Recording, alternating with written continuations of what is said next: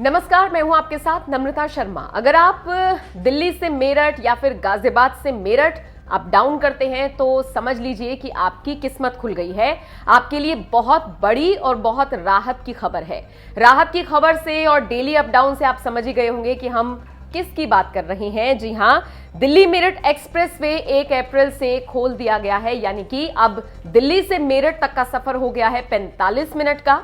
वही सफर जिसको तय करने में आपको 2 से ढाई घंटे आराम से लग जाते थे, और अगर फिर ट्रैफिक हो तो फिर क्या ही कहने। और शायद ही कोई ऐसा दिन जाता होगा जब ट्रैफिक नहीं मिलता होगा। तो इन सब से निजात आपको अब मिलने जा रही है, या मुझे कहना चाहिए कि मिल ही गई है, क्योंकि आम लोगों के लिए इसको खोल दिया गया है। तो दिल्ली से मेरठ का डिस्टेंस तो हो गया है 45 मिनट का, और अगर हम गाजियाबाद से मेरठ की बात करें तो ये महज 30 मिनट का रास्ता रह गया है। यानी कि अगर हम नोएडा से इसको देखें तो नोएडा, गाजियाबाद और मेरठ, आप समझ लीजिए कि बमुश्किल आप नोएडा से निकलेंगे और मेरठ आप आराम से, बहुत ज्यादा से ज्यादा अगर मैं आपको बताऊं तो इस एक्सप्रेसवे से होते हुए आप 50 मिनट या फिर हद से हद 1 घंटे के अंदर अंदर पहुंच जाएंगे। तो जाहिर तौर पर ये बड़ी सौगात है, खासकर उन लोगों के लिए जो डेली अप डाउन करते हैं, जो रोज अपने ऑफिस से घर और घर से ऑफिस के चक्कर लगाते हैं। उनको न सिर्फ ट्रैफिक से निजात मिलेगी, बल्कि वो जो हौच पौच वाली जिंदगी रहती है, वो जो बहुत ज्यादा बवाल सा मचा हुआ होता है, इस चीज का कंफ्यूजन रहता है कि टाइम से ऑफिस पहुंच भी पाएंगे या नहीं, वो सारे जो सवाल हैं उनका जवाब आपको इस दिल्ली मेरठ एक्सप्रेसवे ने दे दिया है।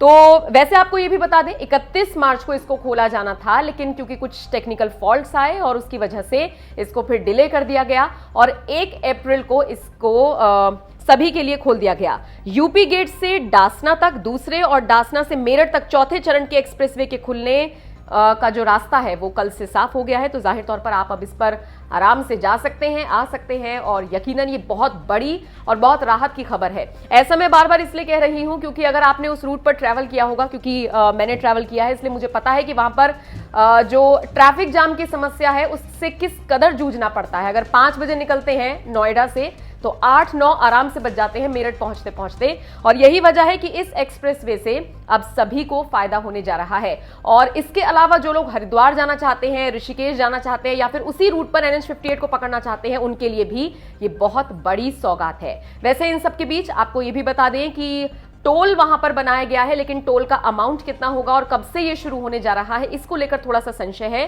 2-4 दिन में चीजें क्लियर हो जाएंगी। जल्द ही यहां पर जो टोल है उसकी दरें तय हो जाएंगी। बहरहाल कुछ पाने के लिए कुछ होना पड़ता है। अगर इतना अच्छा, इतना जबरदस्त, और अगर आपको आपका टाइम ये चीज बचा रही है तो फिर थोड़ा सा पैसा खर्च करना तो बनता भी है। आप बताइए ये खबर आपको कैसी लगी, और जो भी आपकी राय हो कमेंट करके हमें जरूर बताएं।